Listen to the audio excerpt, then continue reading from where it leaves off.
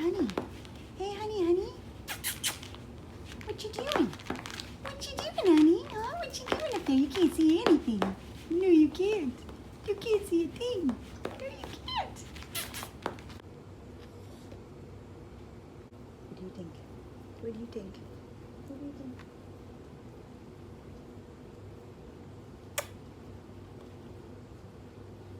You want to see? You want to see? Yes, you do. You want to see things. You want to see things. You want to see things.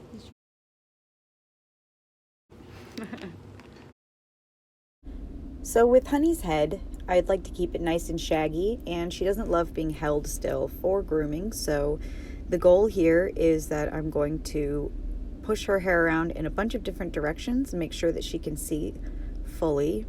And you'll see that I comb the hair in a lot of different directions. I move it around with my hands, and then I repeatedly go back to the same areas, and I try to just play around the world with her head and just keep the cut balanced and take more and more off and go around and around and around the head some more and look at it from different angles with the hair brushed in different directions, because the type of coat that she has, it is soft and wavy, and the hair tends to move in lots of different directions depending on what she's doing. So I like to sort of push it around in lots of different directions and make sure that the eyes are fully clear of hair and that she can see, and just continue to go around and around her head, taking more and more off as I go around the muzzle, around the head, around the eyes, until I have a nice balanced cut that's a length that I like. And you'll see me blow the hair out a little bit, move it, comb it, brush it, finger comb it, and I spend a lot of time doing that. I start by clearing out around the eyes, and you'll also see at one point I get the hairs that get tucked into her mouth, and I trim those hairs up as well. So those hairs are important to keep out of the mouth, because when the hair is constantly rolled inside the lips and into the mouth, it can cause rapid tooth decay. So for a pup with a shaggy head, I like to keep her hair really nice and shaggy on her face because it's cute. So I do make an effort to ensure that I remove the hair that is tucked into her lips because it's long. With the ears, you always want to make sure that you feel the ends of the ear with your fingers, like I'm doing here, so that you don't cut the ear. That's very important. It is very easy to cut the ears because they're not regularly shaped. There are notches in the ears, and so you want to make sure that you don't cut the tips of the ears. These shears are particularly sharp, so that is an easy thing to do. And so here we go. I'm just going to go around her head a bunch until I have a nice balanced cut. And also, depending on how you're holding the muzzle, it can change the hair. So you want to push it around and keep trimming until you have a nice, even, balanced out shape that you like. And my head is a little bit in the way in this video, so I do have to work on that. I apologize. But hopefully you can see sort of what I do for a home groom here, where I'm not being overly fussy, just sort of going around and around and getting a nice shape for one of my own personal dogs.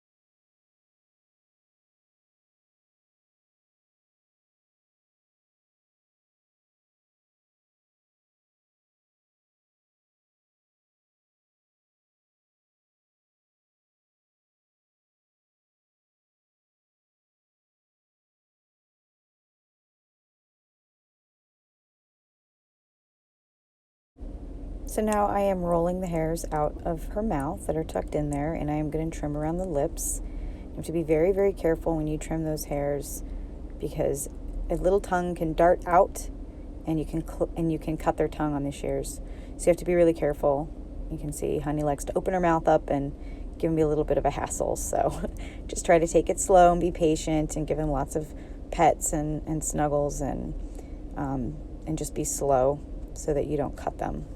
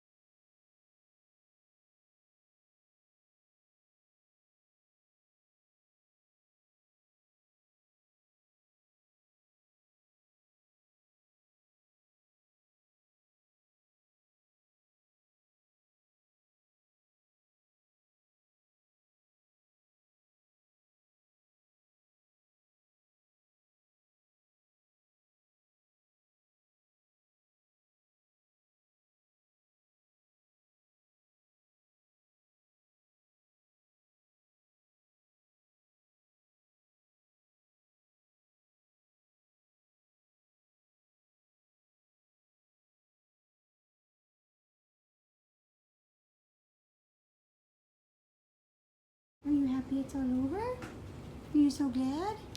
Are you ready to get down? Huh? Are you so happy? Are you so happy? You still have a cow left. You still have a cow left. But it's okay. Are you so happy?